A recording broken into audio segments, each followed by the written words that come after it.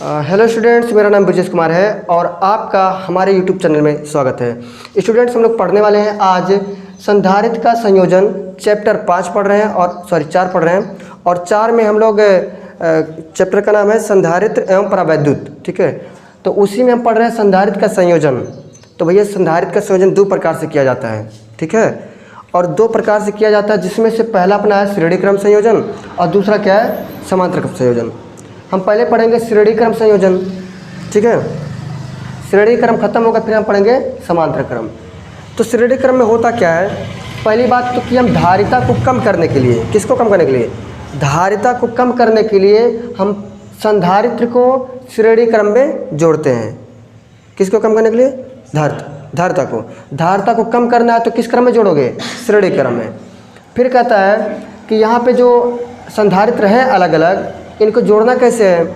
तो देखो हमारे पास यहाँ पे 3 संधारित्र हैं और भी आगे इसी क्रम से जुड़ेगा। तो पहले ये वाला देख लो कैसे जुड़ रहा है। देखिए यहाँ से लेके यहाँ तक अपना एक संधारित्र है कि नहीं है, और यहाँ से लेके यहाँ तक अपना दूसरा संधारित्र C2, और यहाँ से लेके तीसरा संधारित्र हो गया यहाँ पे।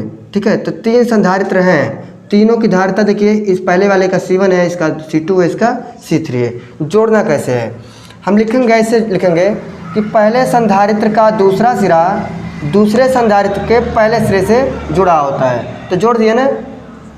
इसी प्रकार से दूसरे संधारित्र का दूसरा सिरा तीसरे संधारित्र के पहले सिरे से जुड़ा होता है। इसी प्रकार से तीसरे संधारित्र का दूसरा सिरा चौथे संधारित्र के पहले सिरे से जुड़ा होता है। ऐसे आगे बढ़ाते चले जाएंगे, समझ में आया। फिर कहते हैं कि ये जो संधारित्र की धारिता है, ये जो संधारित्र है, इस पे विभवांतर कितना है, पहले वाले पे V1 है, दूसरे वाले पे V2 है, तीसरे वाले पे V3 है।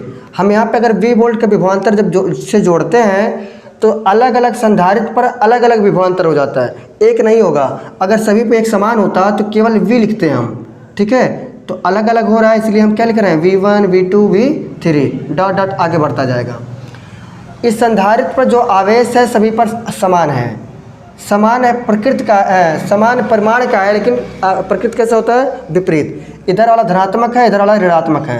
ठीक है, तो इस पर भी आवेश, इस पर भी आवेश, इस पर भी आवेश, सब इस पे आवेश समान है। ठीक, और क्या है भाई, आवेश समान हो गया, धारिता भी हो गया है, कुंजी लगा दिए हैं, बस इसी चीज़ को हमको लिखना है। लेकिन हम देखो अगर विभवांतर V से हम जोड़े हैं, तो अगर हम जोड़े कि भैया कितना विभवांतर हुआ, कुल कितना विभवांतर इसमें गया, तो हम जोड़े थे V बराबर V1 को जोड़ोगे, V2 को जोड़ोगे, V3 को जोड़ोगे, सभी को जोड़ोगे तो हमारा पूरा क्या मिल जाएगा, V मिल जाएगा। ठीक है, हम इसी चीज़ को लिखते हैं। पहला पॉइंट लिखते हैं कि संधारित्र की, यानी ऐसे लिख दो, धारिता कम करने के लिए, धारिता कम करने के लिए संधारित्र को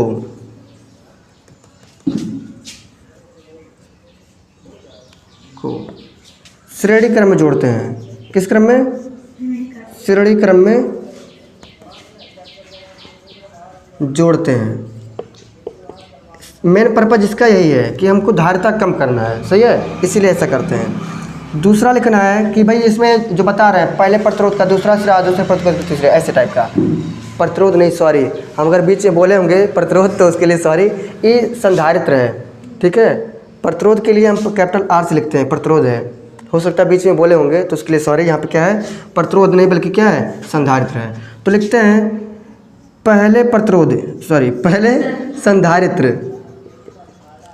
पहले संधारित्र का दूसरा सिरा दूसरे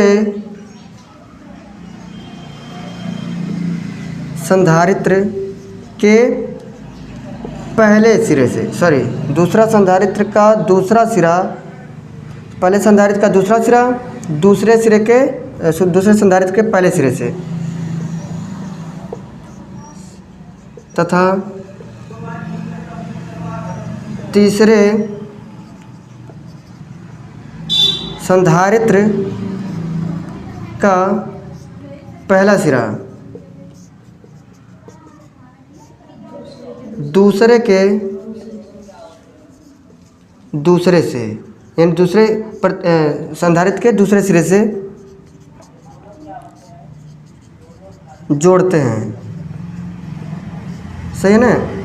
ठीक इसी प्रकार से आगे बढ़ाते जाएंगे। हमारे पास केवल 3 ही संधारित्र था तो 3 के लिए जोड़ दिए, आगे ऐसे जोड़ते हम चले जाएंगे। मान लीजिए यहाँ पे हमारा चौथा संधारित्र है तो लिखेंगे तीसरे संधारित्र का दूसरा सिरा चौथे संधारित्र के पहले सिरे से जुड़ा है, ऐसे लिखते जाएंगे। फिर अगला पॉइंट अपना आएगा, अगला पॉइंट ये हो जाएगा कि जितना मान लीजिए इसको हम वी बोल्ट से जोड़ते हैं तो यहाँ लिख लो संधारित्र को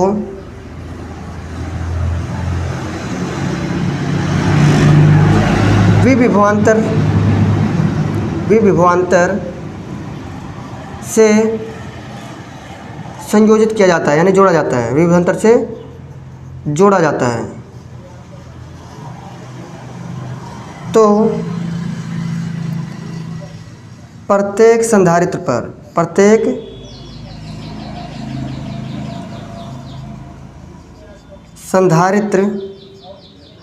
पर अलग अलग, यानी ब्रैकेट में सकते हैं V1, V2, V3 विभवांतर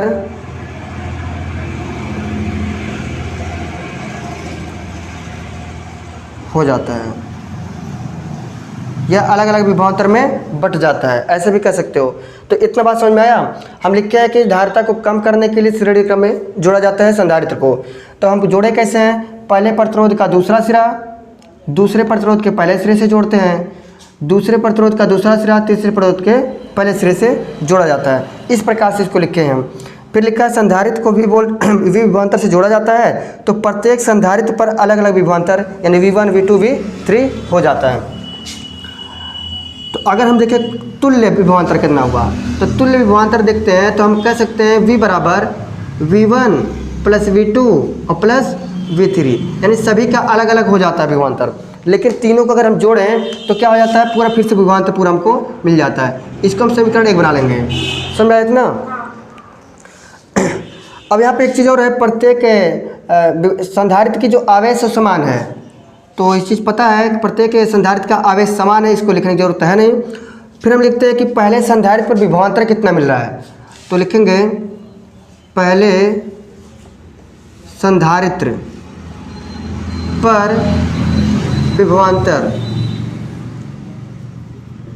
पहले संधारित्र पर विभवांतर कितना हो रहा है। तो देखिए पहले वाले पर कितना विभवांतर V1 है ना, और V बराबर होता क्या है, V बराबर Q/C होता है ना, नहीं होता है। अरे भाई C बराबर लिखे थे हम, Q/V लिखे थे। तो अगर हम V बराबर निकालेंगे तो यहाँ चला जाएगा, यहाँ चला जाएगा, यानी ये चीज़ मिलेगा। सही है ना। तो हम लिख सकते हैं V1 बराबर Q/C1 लिख सकते हैं, क्योंकि पहले धारिता के लिए और पहला विभवांतर है।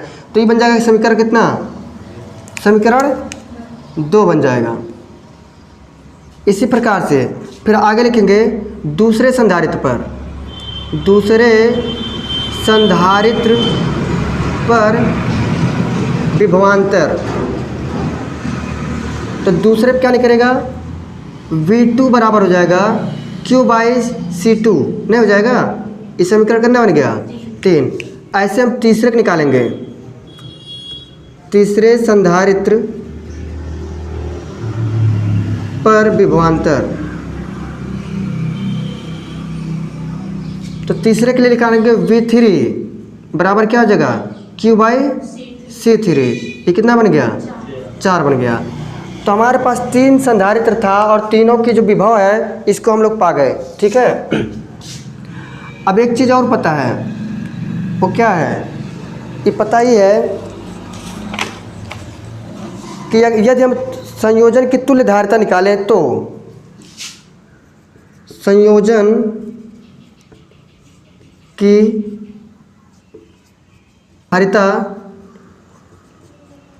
कितना हो, C हो, तो आरोपित विभवांतर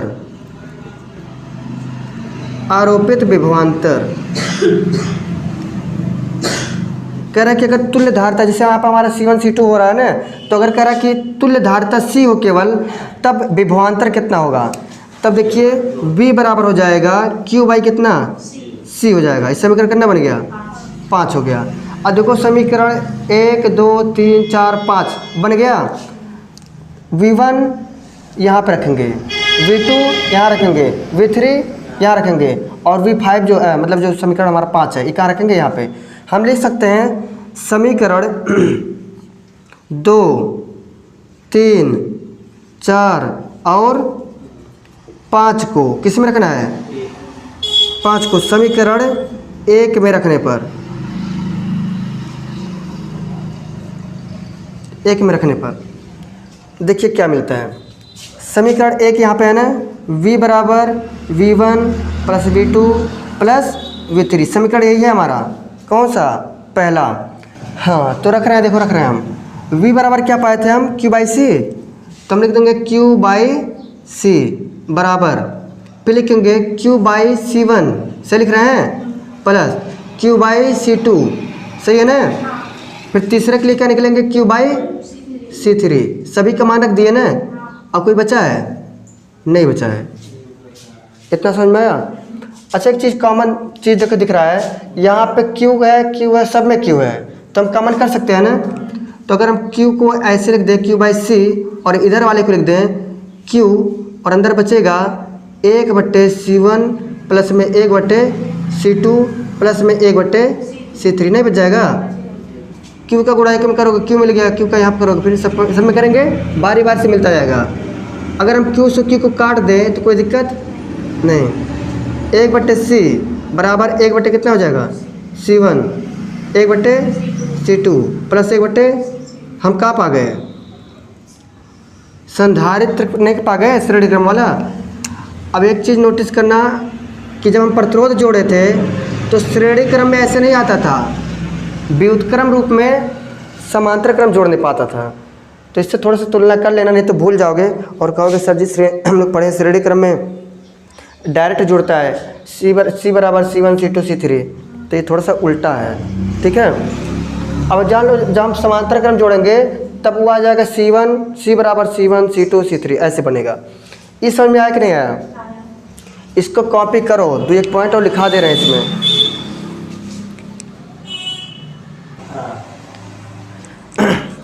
देखिए हम लोग यहाँ तक पा चुके हैं कि इनका जो तुल्य हम ले कराए हैं 1/C बराबर 1/C1 plus 1/C2 plus 1/C3, ये टोटल हम लिख चुके हैं कि संधारित्र को श्रेणी क्रम में जोड़ दिए हैं। लेकिन अगर हमको व्यापक रूप में लिखना हो कि हमारे पास यहाँ पे केवल 3 ही संधारित्र था, अगर हमको लाना है ढेर सारा संधारित्र जोड़ना है, तो हम क्या करते हैं, देखो बहुत अच्छे बारात से आ रहे हैं, ठीक है, आओ बारात करके आ रहे हैं भाई। तो अगर हमारे पास n संधारित्र हों तो उसके लिए हम व्यापक रूप में लिखते हैं 1/C बराबर 1/C1 1/C2 और 1/C3 डॉट n संधारित्र के लिए हमारा ये बन जाएगा व्यापक रूप। मिला क्या, इसको हम किस प्रकार से परिभाषित करेंगे, श्रेणी क्रम संयोजन की तुल्य धारिता, श्रेणी क्रम संयोजन की तुल्य धारिता का व्युत्क्रम मतलब 1/, करके जो है वही व्युत्क्रम है, अलग अलग संधारित्रों की धारिताओं के व्युत्क्रमों के योग के बराबर है। अलग अलग धारिता है, यहाँ पे C1 है, यहाँ पे C2 है, C3 है, सभी का अलग अलग धारिता है, उसका योग किए हैं और किसके बराबर है, तुल्य धारिता के बराबर है। इस कंडीशन में जो हम चित्र बनाए थे सभी में आवेश की मात्रा क्या था, समान था, प्रत्येक संधारित्र में आवेश की मात्रा समान था। हम लोग यहाँ पे एक रिजल्ट पा सकते हैं, V1 अनुपात में V2 अनुपात में V3 अनुपात ये बराबर है 1/C1 के अनुपात 1/C2 के अनुपात 1/C3 के। इस प्रकार से श्रेणी क्रम संयोजन समाप्त हुआ। अगला टॉपिक इसका यह है कि अगर हम प्रत्येक संधारित्र में परावैद्युत माध्यम भर दें, ठीक है, कोई परावैद्युत माध्यम भर दें, तब उसका धारिता देखते हैं। तो इसको आप लोग कॉपी कर सकते हैं। इसका अगला टॉपिक देखते हैं। कन्फ्यूजन है किसी को? देखिए हम समांतर क्रम संयोजन ही पढ़ रहे हैं, सॉरी श्रेणी क्रम संयोजन ही पढ़ रहे हैं, लेकिन उसका अगला पॉइंट यही अपनाता है कि सबसे पहले तो हम कुछ पट्टी ऐसे लिए थे समांतर क्या नाम है संधारित्र का, जिसको हम श्रेणी क्रम में जोड़े थे। यह भी हमारा क्या है, श्रेणी क्रम ही है, लेकिन कह रहा है कि अब हम प्रत्येक जो हमारे पास पट्टी था संधारित्र था उसके बीच में हम कुछ परावैद्युतांक वाली समांतर पट्टियाँ रख देंगे। तो क्या होगा, तो मान लेते हैं कि हमारे पास एक संधारित्र था, इसके अंदर 3 ठू हम परावैद्युतांक वाली पट्टियाँ रखते हैं। तो जिसकी मोटाई T1 है, दूसरी T2 है, तीसरे की T3 है। पहले वाले परावैद्युतांक भरा गया है एप्सिलॉन R1, दूसरे में भरा गया एप्सिलॉन R2, तीसरे में भरा है एप्सिलॉन R3 भरा है। ठीक है, तो उसी बात को लिखा गया है। फिर उस पे चित्र पे चलते हैं हम। लिखा है यदि संधारित्र की प्लेटों के मध्य यानी बीच में प्लेटों के समांतर क्रम में, देखिए ये प्लेट हमारा ऐसे था ना, और इसी क्रम में देखिए समांतर क्रम में रखा गया epsilon R1, epsilon R2, epsilon R3 परावैद्युतांक वाली पट्टियाँ रखी हो, तो ऐसा संयोजन अलग अलग रखे संधारित्र के श्रेणी क्रम संयोजन के तुल्य होता है। यानी जो हम श्रेणी क्रम में निकाले थे ऐसे टाइप का, है ना, इसी के तुल्य वह भी आएगा, इसी के टाइप का, इसका जो पट्टी रखे हैं वह भी इसी के टाइप के आएगा, यानी कह सकते हो इसी के बराबर आएगा।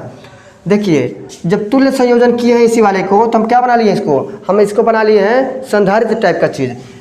पहला वाला जो बना है हमारा, इसकी मोटाई T1 था, तो इस पहले वाले संधारित्र जो आप संधारित्र मान रहे हैं, तो पहले वाले संधारित्र का जो दूसरा सिरा था, दूसरे वाले के पहले सिरे से जोड़े हैं, दूसरे वाले का दूसरा सिरा तीसरे वाले के पहले से जोड़े हैं, तो ये बन गया है तुल्य संयोजन, इसको कर दिए हम श्रेणी क्रम रूप में।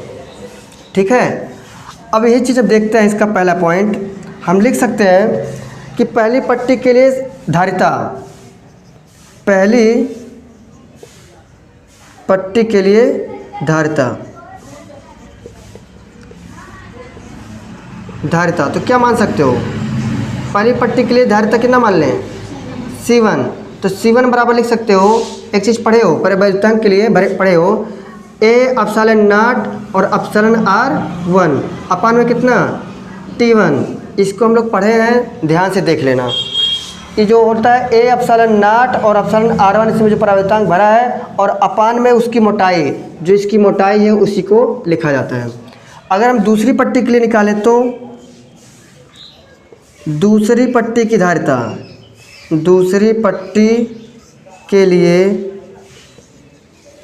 धारिता ये मान लेंगे कितना C2, तो इसको हम समीकरण भी मान सकते हैं ना, तो यहाँ लिख सकते हैं A epsilon not epsilon R2 अपान में कितना T2 बन जाएगा। ऐसे अगर हम तीसरी पट्टी के लिए माने, तीसरी पट्टी के लिए धारिता, तो इसको मान रहे हैं C3, क्या मान रहे हैं C3, तो A epsilon not epsilon R3 अपान में कितना हो जाएगा T3 बन जाएगा। इतना बात समझ में आया होगा। ठीक है, अब हमको रखना है किसके समांतर, देखो यहाँ पे कर दे रहे हैं, आ जाएगा। देखो कैमरा हिला तो नहीं भाई हमारा। देखो हम लोग पढ़े हैं, जो भी चीज़ लिखे हम लोग कि इसका तुल्य संयोजन जब करेंगे तो अपना श्रेणी क्रम धारिता वाला जो श्रेणी क्रम संधारित्र था उसी के तुल्य हो जाता है। यानी C बराबर 1/C बराबर 1/C1 प्लस में 1/C2 और प्लस में 1/C3, इसी के बराबर कौन आ जाएगा, कौन आ जाएगा, ये सभी चीज़ आ जाएंगे 1/C करके। तो हम चाहें तो वैल्यू उसमें पुट कर दे रहे हैं, 1/C बराबर हो जाएगा 1/C1 का मान कितना है, पूरा इतना है ना, तो रख देते हैं 1/A epsilon not epsilon R1 अपान में कितना T1 प्लस में 1/C2 के लिए A epsilon not epsilon R1 अपान कितना T2। ऐसे ही 1/ कितना हो जाएगा A epsilon not epsilon R3 अपान 2 है, ये हो जाएगा T3। तो सभी में हम C1 C2 C3 का मान रख दिए हैं। 1/C बराबर निकलेगा, देखो भाई इनको हम लिख रहे हैं, एक टूक को हल कर रहे हैं, बाकी इसको समझा दे रहे हैं। 1/A epsilon not epsilon R1 upon T1 है ना, इनको हम चाहें तो हम मेन बटा है ना, देखो इसी का तो मेन बटा है, हम इसको लिख सकते हैं 1/1 लिख सकते हैं, तो इनको उतारोगे 1/1 कैसे उतर जाता है, जो मेन बटा ही बनता है गुणा, तो जब गुणा बनता है तो ये पलट जाता है, यानी T1 ऊपर चला जाएगा और बाकी चीज़ें कहाँ आ जाएगा, नीचे आ जाएगा। तो हम इसको लिख सकते हैं, इस चीज़ को पूरा हल करके लिख सकते हैं T1 अपान में A epsilon not epsilon R1 लिख सकते हैं, तो लिख सकते हैं T1 अपान में A epsilon not epsilon R1 plus लिख सकते हैं T2 अपान में A epsilon not epsilon R2 plus एक T3 अपन लिख सकते हैं A epsilon not epsilon R 3 के, नहीं बन जाएगा। 1/c बराबर लिखोगे, देखो सभी में 1/a एप्सिलॉन नॉट कॉमन मिल रहा है, नहीं मिल रहा है, हम इसको हम कॉमन कर दे रहे हैं, बाहर निकाल दे रहे हैं। A एप्सिलॉन नॉट और ब्रैकेट में T1 अपान में एप्सिलॉन R1, सही है। T2 अपान में एप्सिलॉन R2, बचा क्या T3 अपान में एप्सिलॉन R3, इतना बचेगा कि नहीं बचेगा। अब एक चीज़ और देखो, अगर हम केवल C निकालना है मुझे, क्योंकि मुझे धारिता खाली निकालना है ना, तो C खाली निकालोगे, हाई सभी चीज़ बटे में है, तो इसका भेज दोगे यहाँ पे तिरछा है, ये पूरा बराबर किधर है ना, इसको भेजोगे नीचे वाला चीज़ तो आएगा इसमें गुणा हो जाएगा, और इसका C का कहाँ जाएगा, इसमें गुणा हो जाएगा। ठीक है, जैसे हम यहाँ पे हम हल कर दे रहे हैं, फिर आगे चीज़ समझा दे रहे हैं। एक को हल करके बता रहे हैं। देखो अपने जब इसे होता नहीं 2/3 बराबर 1/x लिखा रहता है या 5/x लिखा रहता है, तो देखो 1/a वाला वैल्यू और बाकी जो चीज़ लिखा गया है सब गुणे में है, बटे में है, तो ऐसे टाइप का है। तो हम तिरछा गुणा नहीं कर लेते हैं, इसका यहाँ कर लेते हैं, तो इसको लिख सकते हो 2 × x, बार का चिन्ह लगाओगे, 3 के गुणा 5 में करोगे, ऐसे लिखते हो कि नहीं लिखते हो। जब मुझे x का मान निकालना होता है तुम करते हैं 3 × 5 = 15 और बटे, ये गुणे में इधर आता है, बटे हो जाता है, ऐसे होता है कि नहीं। x का मान मिलता है तो ऐसे इनका भी हम गुणा कर लेंगे, ठीक है, और ऐसे जब गुणा करेंगे तो उनका मान मिल जाएगा। देखो इनका गुणा यहाँ कर लेंगे, सही है, तो हो जाएगा अपना, कर दे रहे हैं पूरा विस्तार से कर दे रहे हैं, हम इनका कर रहे हैं इसमें, तो हो जा रहा है C गुणे में 1 और अंदर है पूरा कितना T1 अपान में एप्सिलॉन R1 है, प्लस में T2 अपान में एप्सिलॉन R2 है, प्लस T3 अपान में कितना है, एप्सिलॉन R3 है। इतना आ रहा है, ये ब्रैकेट में कर दो, इसका गुणा कहाँ कर लिए, यहाँ कर लिए। हाई बचा नीचे कौन, केवल क्या बचा, एप्सिलॉन नॉट बचा, A एप्सिलॉन नॉट बचा, इसका गुणा यहाँ हो जाएगा। ठीक है, बोलो हाँ, हो जाएगा। तो हम बराबर ही हो जाएगा किसके, A एप्सिलॉन नॉट के। हो रहा है कि नहीं हो रहा है, क्योंकि 1 का गुणा इसमें करोगे तो केवल उतना ही आएगा। हम जब C बराबर निकालेंगे, C बराबर, तो देखो ये पूरा चीज़ गुणे में है कि नहीं है, इसके C के पूरा गुणे में है ना, जब बराबर किधर आएगा तो बटे नहीं हो जाएगा, तो हम लिख सकते हैं A एप्सिलॉन नॉट अपान में T1 अपान में कितना, एप्सिलॉन R1, T2 अपान में कितना, एप्सिलॉन R2, और प्लस में T3 अपान कितना, एप्सिलॉन R3। नहीं बन गया, तो इसी चीज़ को हम पाना चाहते थे और मिल भी गया। ठीक है, इतना इसका आंसर होगा। समझ में आया कि नहीं आया, एकदम मतलब गुणा भाग जो है करके ही दिखाएं, डायरेक्ट वैल्यू नहीं रखे हैं कहीं पे भी। तो आप लोग को समझ में आया होगा। तो यदि हमारा वीडियो आप लोग को अच्छा लगा तो हमारे इस चैनल को लाइक करें, सब्सक्राइब करें और शेयर करें। मिलते हैं अगले वीडियो में, तब तक के लिए हंसते रहिए, मुस्कुराते रहिए और पढ़ते रहिए। मिलते हैं, जय हिंद। कहाँ पे कह लो धीरे से।